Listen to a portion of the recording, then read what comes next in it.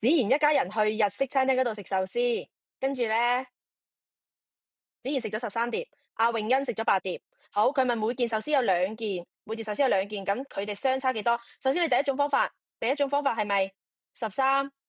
先計咗阿子賢13食咗2個，再減8，詠欣食咗8碟嘅2，係咪咁樣？第二種方法，子賢同埋詠欣相差嘅碟數再乘2，係咪咁？係咪咁？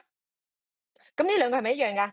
咁佢係咪可以相當於我入邊圓括號嘅部分分別同出邊嘅2相乘？呢個係一種運算嘅呢個係一種運算嘅方法。佢兩種解釋都得。咁譬如話呢個呢度 A 項呢度6乘25減6乘7，我將佢轉成有圓括號嘅，我要點樣轉？我要轉成乜嘢？提取出佢一樣嗰個數出嚟，係6分別同佢兩個相乘，係咪？6分別同佢兩個相乘，所以係乜嘢？應該係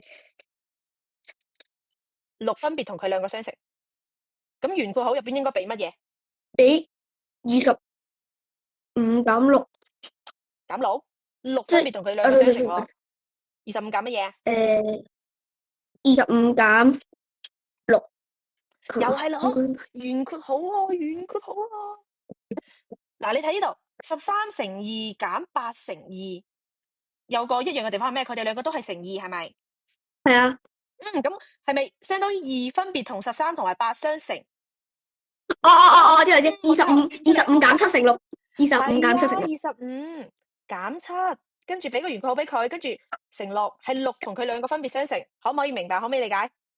咁呢度咧，6乘25減7，俾個圓括號，我要化開佢，相當於6乘25減6乘7。Good job，就係咁樣，可唔可以理解？理解到未？想要了解更多內容，可以私訊我們哦。WhatsApp +852636901666。